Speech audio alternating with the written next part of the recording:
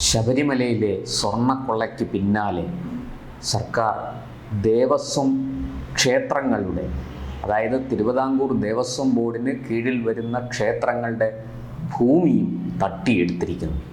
ഇത് സംബന്ധിച്ച വിവരാവകാശ രേഖ പുറത്തു വന്നതോടുകൂടിയാണ് തട്ടിപ്പിൻ്റെ ആഴം മനസ്സിലാകുന്നത്.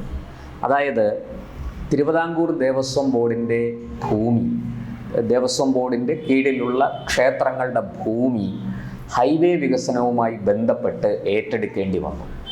അങ്ങനെ ഏറ്റെടുത്തപ്പോൾ അതിന് നഷ്ടപരിഹാരം, ഭൂമി ഏറ്റെടുത്താൽ അതിന് നഷ്ടപരിഹാരം കൊടുക്കണം. ഈ നഷ്ടപരിഹാരം കേന്ദ്ര സർക്കാർ കൊടുക്കുന്ന ആ ഇടം മുതലാണ് ഈ തട്ടിപ്പ് പുറത്തറിയുന്നത്. ഈ ഭൂമി മുഴുവനും സർക്കാർ രേഖകളിൽ, റവന്യൂ രജിസ്റ്ററിൽ പുറമ്പോക്ക് ഭൂമി എന്നാണ് രേഖപ്പെടുത്തിയിരിക്കുന്നത്. അങ്ങനെ സർക്കാർ ഭൂമി ദേശീയപാത വികസനത്തിന് വേണ്ടി ഏറ്റെടുക്കുമ്പോൾ, അല്ലെങ്കിൽ പുറമ്പോക്ക് ഭൂമി ഏറ്റെടുക്കുമ്പോൾ നഷ്ടപരിഹാരം നൽകേണ്ടതില്ല. ഇത് ഒരു അബദ്ധം സർക്കാരിന് സംഭവിച്ചു പോയി. കാരണം ഈ ക്ഷേത്രങ്ങളുടെ ഭൂമിയെല്ലാം റവന്യൂ രജിസ്റ്ററിൽ ദേവസ്വം ഭൂമി എന്ന് രേഖപ്പെടുത്തുന്നതിന് പകരം അത് പുറമ്പോക്ക് ഭൂമി എന്ന് രേഖപ്പെടുത്തിയിരുന്നു. ഇതാണ് അവിടെ സർക്കാരിന് പറ്റിയ അബദ്ധം. ഈ പുറമ്പോക്ക് ഭൂമി ആയതുകൊണ്ട് ഇതിന് നഷ്ടപരിഹാരം കൊടുക്കണ്ട എന്ന ഒരു തീരുമാനം ഈ നാഷണൽ ഹൈവേ അതോറിറ്റി എടുത്തു. ഇവിടെ സർക്കാർ പെട്ടുപോയി. അവർ അതുകൊണ്ട് തന്നെ ഉടനെ തിരുത്തി. ഇത് ഈ പുതിയ ഉത്തരവ്, അതായത് റീസർവേയുടെ മറവിലാണ് ഈ കളിയൊക്കെ ആരംഭിച്ചത്. റീസർവേ വന്നപ്പോൾ ഈ പറഞ്ഞതുപോലെ റവന്യൂ രജിസ്റ്ററിൽ ദേവസ്വം വക ഭൂമി എന്ന് എഴുതേണ്ടിടത്ത് സർക്കാർ പുറമ്പോക്ക് എന്ന് എഴുതി വെച്ചു. തുടർന്ന് നഷ്ടപരിഹാരം ലഭിക്കാനായിട്ട് ഇവർ ഒരു പുതിയ ഉത്തരവ് പുറത്തിറക്കി. ഇത് ഇങ്ങ് പാറശാല മുതൽ അങ്ങ് വടക്കൻ പറവൂരിലെ പെരുവനം എന്ന സ്ഥലത്ത് വരെയുള്ള ക്ഷേത്രങ്ങളുടെ ഭൂമി സംബന്ധിച്ചാണ് ഈ വിഷയം പുറത്തു വരുന്നത്. എന്തായാലും ഇവിടെ സർക്കാർ എന്ത് ചെയ്തു? ഒരു പുതിയ ഉത്തരവ് ദേവസ്വത്തിൻ്റേതായിട്ട് ഇറക്കി. അതായത് ദേവസ്വം ഭൂമിയാണ്, പക്ഷേ സർക്കാർ കൊടുത്ത ഭൂമിയാണ്. അതുകൊണ്ട് എന്ത് ചെയ്യണം? നഷ്ടപരിഹാരം സർക്കാരിലേക്ക് വരണം.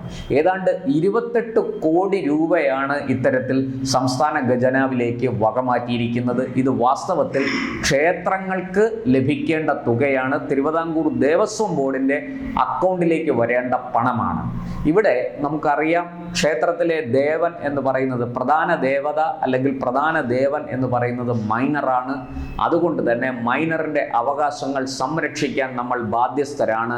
ക്ഷേത്രത്തിൻ്റെ പ്രധാന ഡയറ്റി മൈനർ ആയതുകൊണ്ട് ക്ഷേത്രത്തിൻ്റെ ഉടമസ്ഥൻ ആരാണോ അവർക്ക് അവിടെ മൈനർക്ക് വേണ്ടി ഭരണം നടത്താനുള്ള അധികാരം മാത്രമേ ഉള്ളൂ. ക്രയവിക്രയങ്ങൾ ഒന്നും തന്നെ ചെയ്യാനുള്ള അധികാരങ്ങളില്ല എന്ന് നമുക്കറിയാം.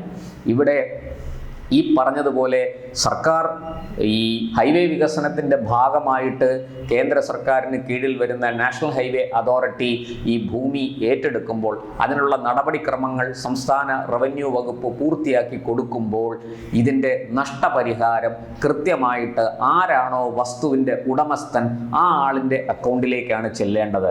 അതനുസരിച്ച് ഇവിടെ ഈ ക്ഷേത്ര ഭൂമികളുടെ, വസ്തുക്കളുടെ ഉടമസ്ഥൻ തിരുവിതാംകൂർ ദേവസ്വം ബോർഡാണ്. തിരുവിതാംകൂർ ദേവസ്വം ബോർഡിൻ്റെ അക്കൗണ്ടിലേക്ക് വേണം ഈ പണം എത്തിച്ചേരാൻ. എന്നാൽ അത് വളരെ സമർത്ഥമായിട്ട് സർക്കാർ ഭൂമിയാണെന്ന് വരുത്തി തീർത്ത് അത് ഈ പറഞ്ഞതുപോലെ സർക്കാരിൻ്റെ അക്കൗണ്ടിലേക്ക് ആ പണം തട്ടിയെടുത്തു. ഇതാണ് നടന്നിരിക്കുന്നത്. അതിന് വളരെ സമർത്ഥമായിട്ട് 2023-ലും 2024-ലും ഒക്കെ കൃത്യമായ കളികൾ നടന്നു. ആദ്യം ഇത് പുറമ്പോക്കാണെന്ന് പറഞ്ഞു കഴിഞ്ഞാൽ നഷ്ടപരിഹാരം കിട്ടില്ല. തുടർന്ന് സർക്കാർ ക്ഷേത്രങ്ങൾക്ക് കൈമാറിയ സർക്കാർ ഭൂമി എന്ന് വരുത്തി തീർത്തു. അപ്പോൾ സർക്കാർ ഭൂമി ക്ഷേത്രങ്ങൾക്ക് കൈമാറി കഴിഞ്ഞപ്പോൾ അത് ക്ഷേത്രങ്ങളുടെ ഭൂമിയായി. അങ്ങനെയെങ്കിൽ ആ പണം ക്ഷേത്രങ്ങൾക്ക് ലഭിക്കേണ്ടതാണ്. പക്ഷേ ഇവിടെ ഇത് തിരുവിതാംകൂർ ദേവസ്വം ബോർഡ് നമുക്ക് സ്വാതന്ത്ര്യം കിട്ടിയ കാലത്ത് ഈ പറഞ്ഞതുപോലെ ജനാധിപത്യ സർക്കാരിന് കീഴിലേക്ക് മാറ്റിയപ്പോൾ മഹാരാജാവോ അല്ലെങ്കിൽ ഈ അന്നത്തെ കവനന്റ് പ്രകാരമോ ഉള്ള രീതിയിലൊന്നുമല്ല ഇത് ചെയ്തിരിക്കുന്നത്. അതിനൊക്കെ അപ്പുറത്തേക്ക് അന്ന് കൊടുത്ത ഭൂമി, അന്ന് കൊടുത്ത വസ്തുവകകൾ ഒന്നുമല്ല വിഷയം. പകരം ഈ ഭൂമി ഈ പറഞ്ഞതുപോലെ സർക്കാർ ക്ഷേത്രങ്ങൾക്ക് കൊടുത്തു എന്ന് വരുത്തി തീർത്തുകൊണ്ട് ക്ഷേത്രങ്ങളുടെ അക്കൗണ്ടിലേക്ക് നഷ്ടപരിഹാരം വാങ്ങുകയും ക്ഷേത്രങ്ങൾക്ക് നഷ്ടപരിഹാരം എന്ന വ്യാജേന അത് സർക്കാർ അക്കൗണ്ടിലേക്ക് ആ പണം വകമാറ്റുകയും ചെയ്തിരിക്കുന്നു. വളരെ നഗ്നമായ തീവെട്ടിക്കൊള്ളയാണ് നടന്നിരിക്കുന്നത്. ഇത് ഹിന്ദു ക്ഷേത്രങ്ങളോട് മാത്രമാണ് സർക്കാർ ഇത്തരത്തിൽ ഉള്ള നെറികേട് കാണിച്ചിരിക്കുന്നതെന്ന് വ്യക്തമാണ്. തിരുവിതാംകൂർ ദേവസ്വം ബോർഡിന് കീഴിൽ വരുന്ന ക്ഷേത്രങ്ങളിലെ ഭൂമിയാണ് ഈ പറഞ്ഞതുപോലെ വകമാറ്റി അതിൻ്റെ നഷ്ടപരിഹാര തുക സർക്കാർ അടിച്ചു മാറ്റിയത്. എന്തായാലും ഇത് സംബന്ധിച്ച വിവരാവകാശ രേഖ വളരെ കൃത്യമായിട്ട് പുറത്തു വന്നിട്ടുണ്ട്. അതുകൊണ്ട് തന്നെ ഇത് സംബന്ധിച്ച ഒരു വലിയ വ്യവഹാരം ആരംഭിക്കാൻ പോവുകയാണ്. ഹിന്ദു സംഘടനകളും ഭക്ത സംഘടനകളും ഭക്തരുമൊക്കെ രംഗത്ത് വന്നിട്ടുണ്ട്. അവർ ഇതിനെതിരെ ശക്തമായി പ്രതികരിച്ചിട്ടുണ്ട്. ഇത് കൊല്ലം ഗ്രൂപ്പിലാണ് ഇത്തരത്തിൽ ഏറ്റവും കൂടുതൽ തട്ടിപ്പ് നടന്നിരിക്കുന്നത്. അപ്പോൾ ഇത് വളരെ ആസൂത്രിതമായി ഉന്നത തലങ്ങളിലുള്ളവർ അറിഞ്ഞുകൊണ്ട് നടത്തിയ തട്ടിപ്പാണ്. അല്ലാതെ ഈ തുക എന്തിന് സർക്കാരിൻ്റെ റവന്യൂ ഭൂമിയാണെന്ന് കാണിച്ച് അത് ക്ഷേത്രങ്ങൾക്ക് കൊടുത്തതാണെന്ന് വരുത്തി തീർത്ത് ഈ തുക ഇങ്ങനെ സർക്കാർ ഖജനാവിലേക്ക് വകമാറ്റേണ്ടത് എന്ത് അടിസ്ഥാനത്തിലാണ്, എന്ത് ആവശ്യത്തിന്മേലാണ്?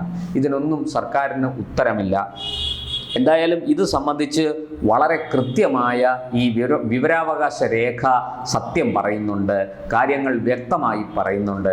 സർക്കാരിനെ സംബന്ധിച്ച് ഇത് ഒരു വലിയ വ്യവഹാരത്തിലേക്ക് പോകാനുള്ള ഒരുക്കമാണ്.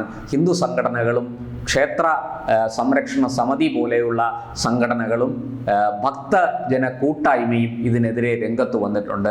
നമുക്കറിയാം ശബരിമലയിൽ നടന്ന സ്വർണ്ണക്കൊള്ള സംബന്ധിച്ച് എന്തു വലിയ വിവാദമാണ് ഉണ്ടായത് എന്ന് നമുക്കറിയാം. ഇവിടെ ഈ പറഞ്ഞതുപോലെ ദേവസ്വം ബോർഡിന് കീഴിലുള്ള ക്ഷേത്രങ്ങളുടെ ഭൂമി എന്ന് പറയുന്നത് അത് ആ ദേവന്റെ സ്വത്താണ്. അതൊരു കാരണവശാലും മറ്റൊരു അവകാശിയും അതിന് ഇല്ല. അവിടെ സർക്കാർ ഈ ദേവസ്വങ്ങൾക്ക് ക്ഷേത്രങ്ങൾക്ക് സർക്കാർ കൊടുത്ത ഭൂമിയാണ് എന്ന് വരുത്തി തീർക്കാൻ വ്യാജരേഖകളും ഉത്തരവുകളുമൊക്കെ ഉണ്ടാക്കി ഇത് സൂത്രത്തിൽ അടിച്ചു മാറ്റാനാണ് ശ്രമിച്ചത്. അത് വിലപ്പോകില്ല. ഇത് ശക്തമായ നിയമ നടപടികളിലേക്ക് നീങ്ങുകയാണ്. എന്തായാലും ഇത് സംബന്ധിച്ച് കൂടുതൽ വിവരങ്ങൾ പുറത്തു വരുന്നുണ്ട്. ക്ഷേത്രം ഉൾപ്പെടെ പുറമ്പോക്കാണ് എന്ന് പറയുന്ന റവന്യൂ രേഖ ഇപ്പോൾ പുറത്തു വന്നിട്ടുണ്ട്. അതും കൊല്ലത്ത് മായ യക്ഷിക്കാവ് എന്ന് പറയുന്ന ക്ഷേത്രത്തിൻ്റെ ആണ്. അത് ദേവസ്വം ബോർഡിൻ്റെ കൊല്ലം ചവറയിൽ വരുന്ന ഒരു ക്ഷേത്രമാണ്. ഏതാണ്ട് 2.04 ഏക്കർ സ്വന്തമായുള്ള ഒരു ക്ഷേത്രമാണ്. അവിടെയാണ് ഈ റീസർവേയിൽ വലിയ തിരിമറി നടന്ന് അത് 79 സെൻറ്റായിട്ട് കുറഞ്ഞു. 1.25 ഏക്കർ കാണാതെയായി. അതിൽ 63 സെൻറ്റ് സ്വകാര്യ കയ്യേറ്റമുണ്ടെന്ന് കണ്ടെത്തി. ഇങ്ങനെയൊക്കെ ഈ മായായക്ഷിക്കാവുമായി ബന്ധപ്പെട്ട് വലിയ തിരിമറികൾ നടന്നിരിക്കുന്നു. അതിൻ്റെ വിവരങ്ങളും ഇപ്പോൾ പുറത്തു വന്നിരിക്കുകയാണ്. ഇതെല്ലാം പുറമ്പോക്ക് ഭൂമിയാണെന്നാണ് സർക്കാർ ഇപ്പോൾ പറയുന്നത്. ഈ ക്ഷേത്രം വക ഭൂമി എങ്ങനെ പുറമ്പോക്ക് ഭൂമിയാകും? ഇത്രയും വർഷങ്ങളായിട്ട് ക്ഷേത്രത്തിൻ്റെ കൈവശമുണ്ടായിരുന്ന ആ ദേവന്റെ സ്വന്തമായി ഉണ്ടായിരുന്ന ഭൂമിയാണ്. ഈ ഭൂമി എങ്ങനെ പുറമ്പോക്കായി എന്ന ചോദ്യത്തിന് വ്യക്തമായൊരു ഉത്തരം പറയാൻ റവന്യൂ വകുപ്പിന് കഴിയുന്നില്ല. വളരെ കൃത്യമായിട്ട് ഈ പറഞ്ഞതുപോലെ ദേവസ്വം ഭൂമി, ക്ഷേത്രഭൂമി, ദേവന്റെ ഭൂമി സർക്കാർ വ്യാജരേഖകളും ഉത്തരവുകളും ഉപയോഗിച്ച് അടിച്ചു മാറ്റിയിരിക്കുകയാണ്. ഇത് വലിയ പ്രതിസന്ധിയിലേക്ക് പോകും. ഈ സ്വർണ്ണക്കൊള്ളയിൽ തന്നെ വലിയ ആരോപണം നേരിടുന്ന സർക്കാർ ഈ ദേവസ്വം ബോർഡിന് കീഴിൽ വരുന്ന ക്ഷേത്രങ്ങളുടെ ഭൂമി കൂടി അടിച്ചു മാറ്റി എന്നുള്ള ഈ ഒരു സത്യം ഇത് വലിയ വിവാദങ്ങൾക്ക് തിരികൊളുത്തുമെന്ന് തീർച്ചയാണ്. എന്തായാലും ഭക്തജന കൂട്ടായ്മയും ഹിന്ദു സംഘടനകളും ക്ഷേത്ര സംരക്ഷണ സമിതിയൊന്നും വെറുതെ ഇരിക്കില്ല. വലിയ വ്യവഹാരങ്ങളിലേക്ക് ഇത് പോകാൻ ഒരുങ്ങുകയാണ്.